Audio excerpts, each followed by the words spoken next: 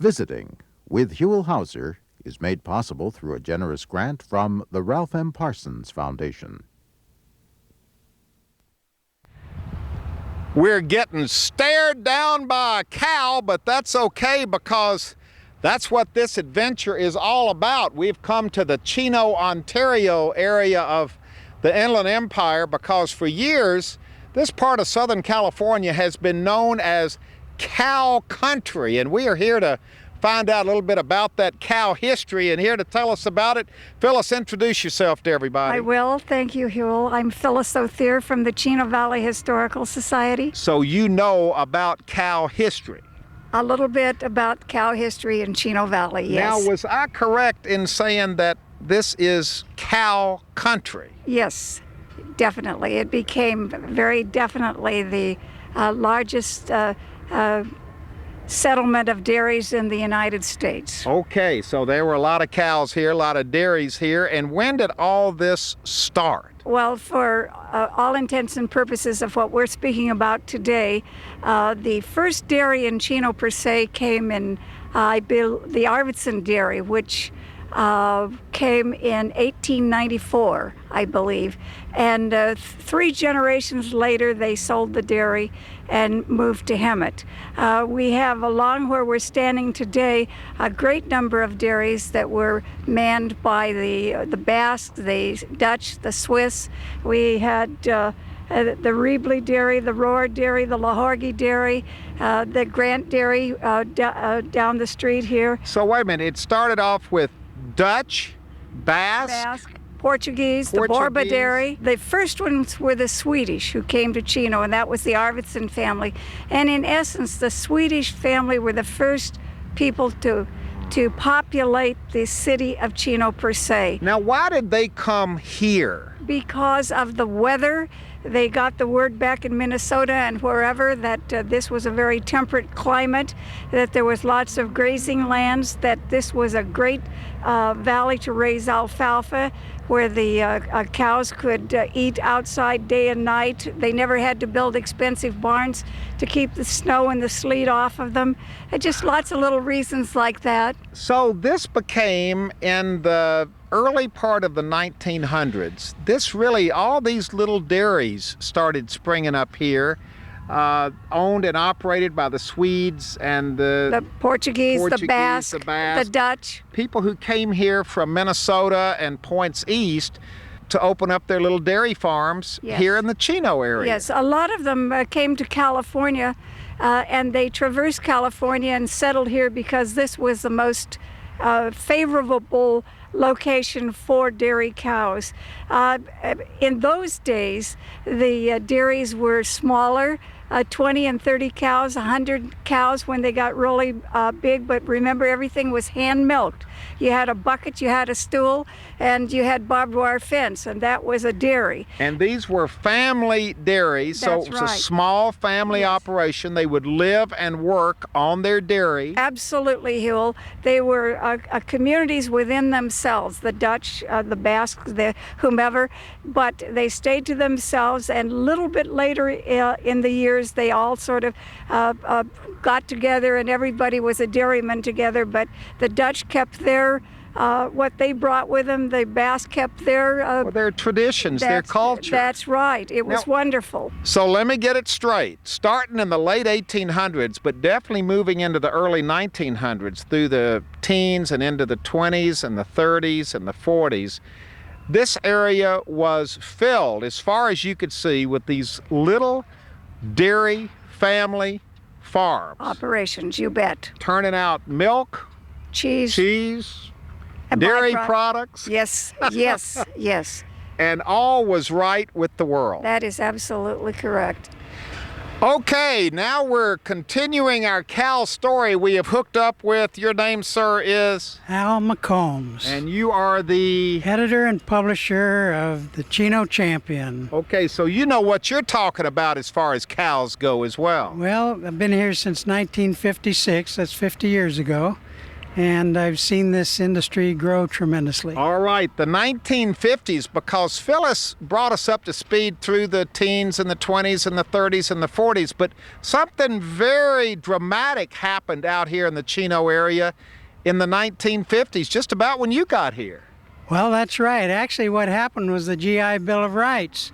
And all the people who wanted to come back and live in Los Angeles County, they started building houses down in Artesia and Bellflower and Norwalk, and that's where all the dairies were. So the dairymen were kind of pushed out, but they were pushed out with pretty good money in their pockets, and they came out here and built modern, up-to-date dairies and beautiful houses. Okay, so wait a minute. The people who were running the dairies in Artesia and in that area of Los Angeles County were pushed out here, and they had bigger dairies than the dairies that were out here at the time. These were bigger than these little family dairies that Phyllis was talking about. That's right, and they can put in the most modern things too. How big were these new dairies in the 50s? Well, I'd say they went from 125 to 250 back then. And that was compared with these little family dairies that had been here that just had 20 or 30 cows. That's right, yes. So that was a dramatic alteration of the physical landscape and of the culture of this area as well, wasn't it? That's right, because of the nationality groups that brought in, particularly the Dutch people. And they really established a community, built their own churches, schools, hospitals, things like that. Well, now, Phyllis said the Dutch were already here. Well, a few of them were, but most of them came up out of the Los Angeles County area. Out of Artesia and those, and what other That's right. places? Artesia, Bellflower, Norwalk, those areas. Okay, so the area grew in the 50s, the size of the dairy farms themselves grew, and in the 50s and 60s and 70s and 80s, that's when this part of California was known as the cow capital of the world. That's correct. It probably, as best as we can determine, the most concentrated area for dairying in the whole world. Say that one more time, because that's pretty significant. Yes, the most concentrated area for dairying in the whole world. Even more than Wisconsin. Yes, Wisconsin had many more dairies, but they were small. They were adjuncts in many cases to farms. So they had hundreds and hundreds more than they had here. But here, dairying was the principal industry of these farmers. Concentrated here. That's right. How many cows are we talking about? Well, we're talking about hundreds of thousands. Well, yes, I'd say 300,000 or more. Wow. Yeah, well, a piece of western Riverside County was included in what we call the Chino Valley Milk Shed. The milk shed. Right. Ha! Which was what they call the area where the dairies were located. I've never heard it called a milk shed before. Yep, that's what we called it.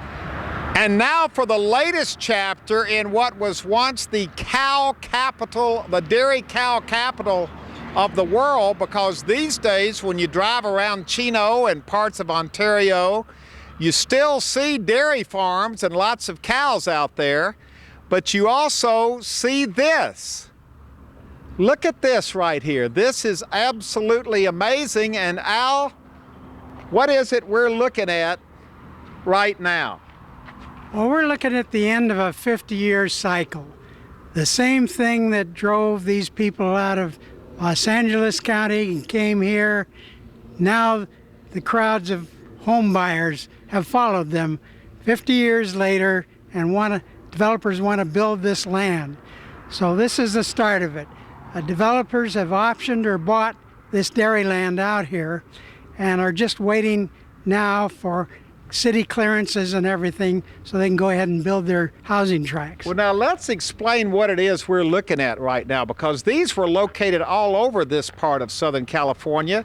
What was this? This has a real 30s, 40s, 50s kind of look to it. Actually, I'd say 50s, 60s in there. This is the remains of a herringbone barn, which was very popular back in those days. A herringbone barn. Herringbone barn. That means the cows would come in at an angle, and then they would be milked. And later on, they had automatic milking machines that did all that. They had a distinctive look to them. When you look down here, now there's a house, That's where the owners would have lived, That's right. And then there's another dairy down beyond that. So these were just lined up, all up and down. We're on Euclid Avenue right now. And they had 10, 20, maybe 40 acres to a dairy, but their feed was all imported, and they didn't have the room to grow the alfalfa and corn like their predecessors did. Now, these weren't places where you could come up and buy milk out in front, like the dairies used to be in Artesia. That's right. They used to put the 10-gallon milk cans out front, and truck would come by and pick them up. For these dairies, these big tank trucks would come up, a hose would load the milk in, and off they'd go to the creameries in Los Angeles area. Let's walk right down here because, boy, this really gives you, this is almost like visiting a ghost town out here. When you look down here, this would have been the milk shed right here where the cows would have been milked, and those are the hay barns down there. The hay barns down there where the hay was protected. Yeah, these are the milk houses. They'd bring them in 10 at a time on each side, and they had the automatic equipment that would hook them up. And this was the setup. I mean, this is the way it looked all over Chino. Yep. And now look across the street at what's happening. The development is right up to the door of the old dairy. That's right. And that's in Chino. And this won't be far behind what's going on over there. Yeah, Chino, Ontario, this whole area is changing. And historically, Phyllis, what does this mean that it's changing this much? Well, it pretty much changes everything. Of the people that occupied this territory for over 50 years, they've all had to go to Bakersfield, Idaho, New Mexico, as I mentioned, Temecula, points south and north, and we have a new generation of people coming in. Somewhat of a bedroom community, would you say, Mr. Mack? That's correct. The land prices have dictated it, and once developers ran out of room elsewhere, came here, optioned these dairies, and are building houses, and the amount they're getting per acre is pretty high. So this is prime land for building these townhouses and these condominiums and these single-family homes right across the street, and it won't be long before this is all. That's right. It's hard for a dairy farmer to turn that down, isn't it? Certainly is, particularly when he has a choice of upgrading his dairies or selling out and going somewhere else, and younger generation coming in, following them. They give their kids a nice start somewhere else. Let's just walk right down here, and we're literally walking back in California dairy history right now. This wonderful old milking barn, owned and operated by a family. We're not sure exactly the name of the family, but they were here. Their cows were here, their family business was here, and now it's deserted and gone and just filled with memories. That's right. And the memories won't be standing here very long either.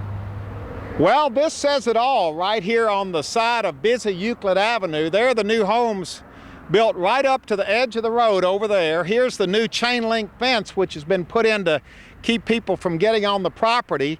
Here's the old white picket fence, which looks like it was here from the early days. And of course, there is the farmhouse where the family lived. There is the dairy itself, where the cows were milked. Here's the landscaping, which was planted by the family who lived here. And of course, this is the dairy farm itself out here. This is where the cows were. This is where this family's California dream came true.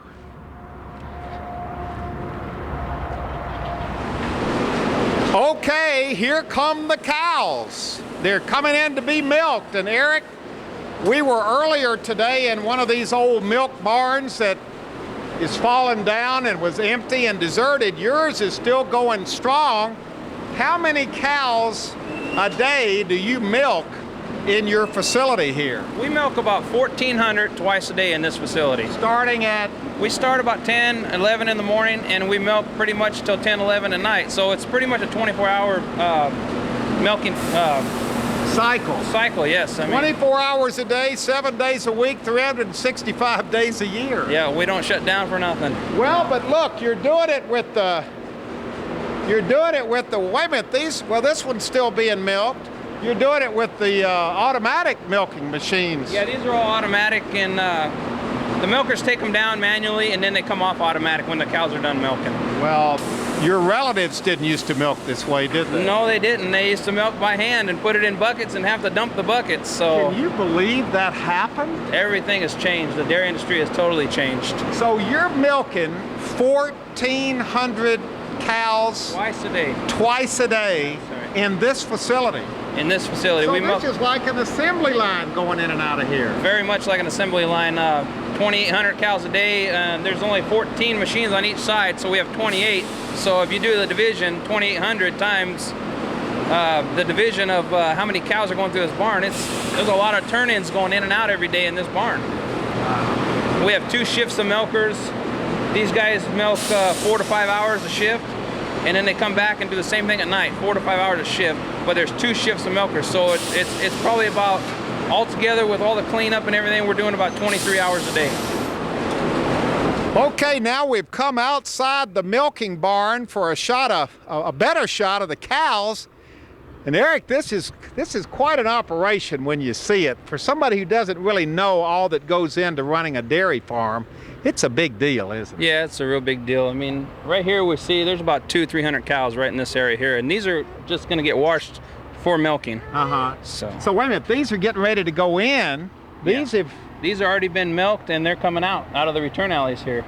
Well, you got a bunch of good-looking cows here. Thank you. All right, now let's talk a little bit of history, because we've been with some people from the Historical Society today who have told us a little bit about the history of the dairy industry in this part of California. You and your wife, Renee, are about as good an example of what we've been hearing about all day today, the history.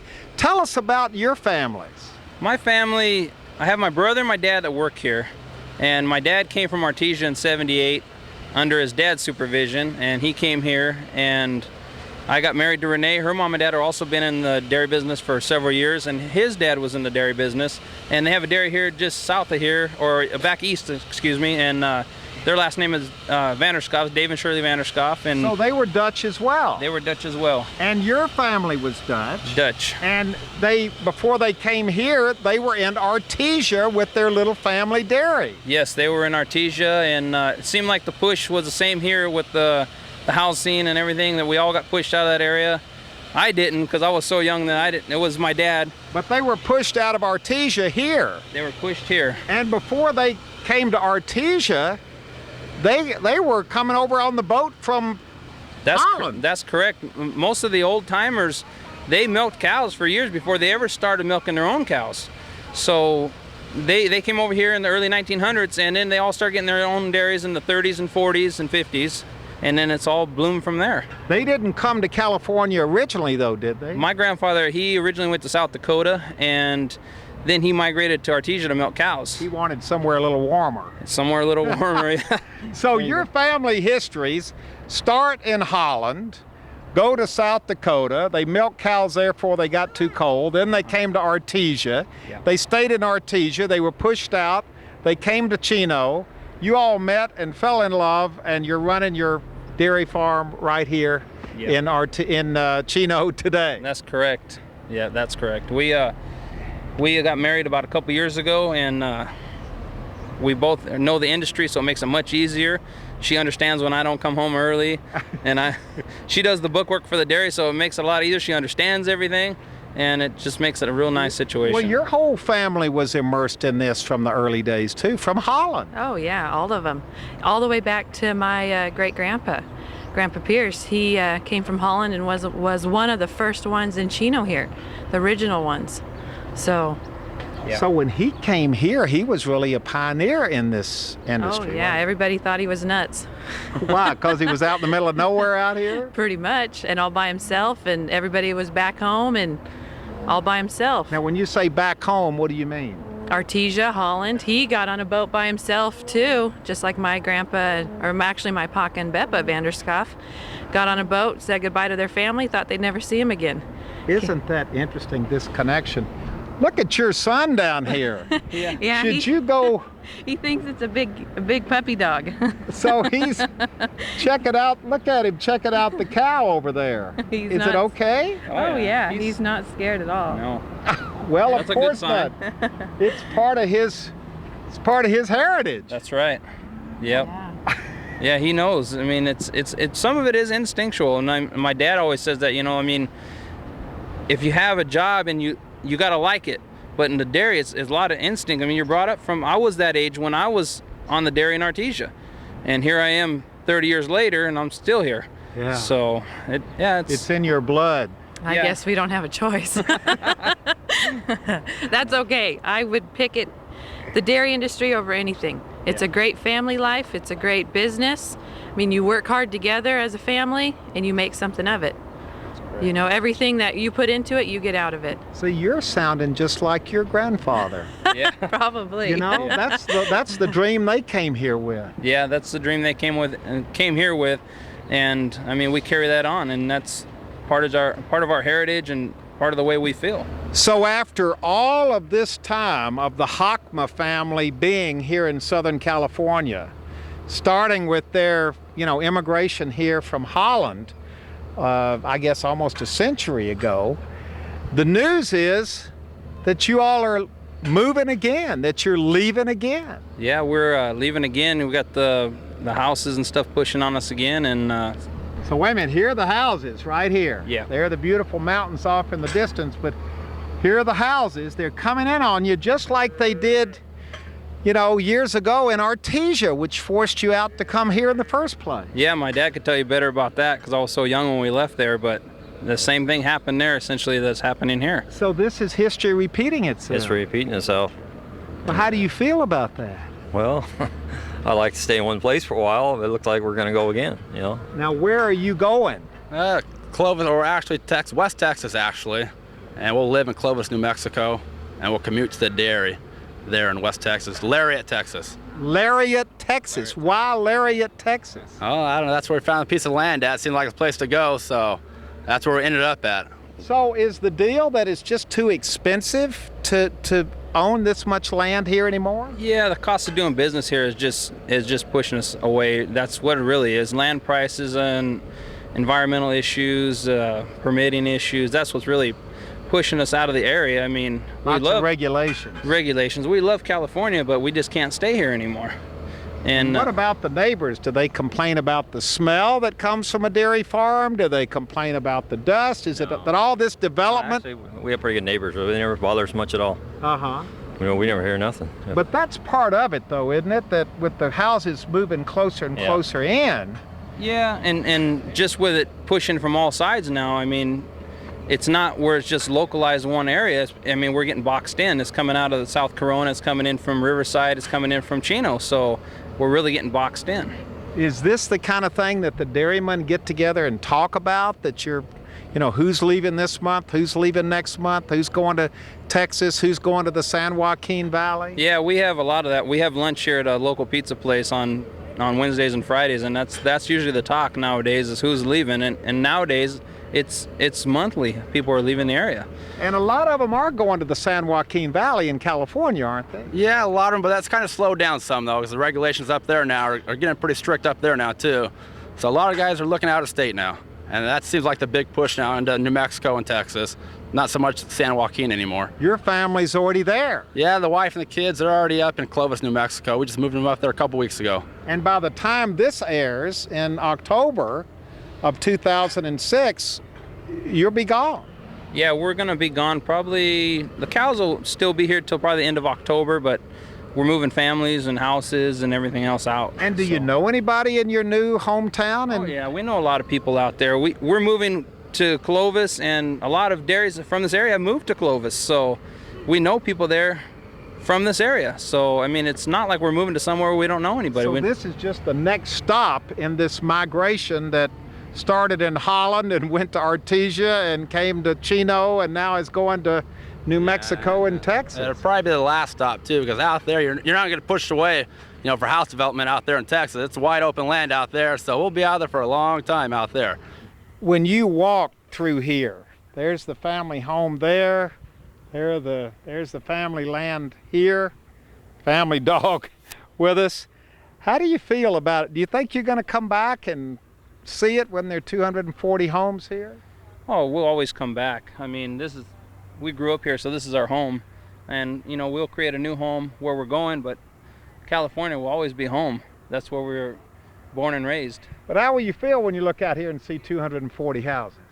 Oh, it'll be a definite change. I mean, I think that my dad goes back down to Artesia and he sees the same thing, and he probably thinks what I'm going to think 20 years from now. Yeah. And he remembers the days in Artesia when there were dairy farms there. That's correct. He remembered how it was then, and I'll remember how it was here one day, and I'll be able to tell my kids, like when my dad goes down there and tells us, this is where the dairies used to be, this is how it used to be. And we're looking at it now like we can't imagine that. Well, one day when I take my kids here, they'll say the same thing, that they can't imagine there was ever dairies here. Well, nice to have met you. We hate to leave you. Thank you. We hate to leave you. Where'd your son go? He's off again. Oh, he moves. He may get to Texas before you all do. Yeah. He may leave ahead of time. Maybe he'll come to Texas and interview us. Yeah, absolutely. Well, here are your cows right here. This says it all right here. Here are the cows. Right across the street is the development with the houses that are moving in. And here's the family right here who's leaving us. And I hate to see you go, but I think everybody watching understands why you have to go. And just wish you Godspeed. Yeah, thank you. Thank you. So how big a change is coming to Chino? It's a huge change, isn't it? I think this is a big, big, big thing for the city of Chino and the whole area, actually. We're going to see a lot of difference with the dairies moving out and all these homes and retail and restaurants coming in. It's going to be huge. Well, it's what's happening all over Southern California. It is what's happening all over Southern California. And with the city of Chino's proximity to Los Angeles County and Orange County, it was just a matter of time before it really happened. People want to come here and have suburban living and live in the new homes and the new townhouses and have their swimming pools and golf courses. Absolutely. We're definitely turning into an urban community, and we're very excited about that. Yeah, but you gotta have some mixed emotions about what you're leaving behind. We do. The dairy industry has been a big industry in the city of Chino and the surrounding areas. They've been great. Obviously, they've contributed a lot to the economic base of the area, and we are sad to see them go. They've been great neighbors. And these aren't just facts and figures. These are people. These are families. These are dreams. Long-standing traditions. A lot of these families, as you've seen today, these dairies are worked by generation after generation. So it's a big piece of history that's going to be leaving the area. And isn't it interesting, because I have a feeling 20, 30 years from now, if you're a kid growing up in Chino, you'll never know this history, this chapter of history ever took place in Chino. It'll be just like where the dairies came from, the Cerritos and Artesia areas today. If you drive through there's no clue that the dairy industry was ever there.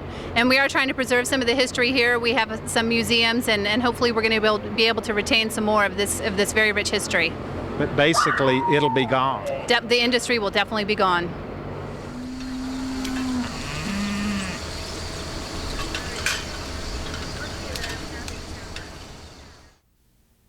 Visiting with Huell Howser is made possible through a generous grant from the Ralph M. Parsons Foundation.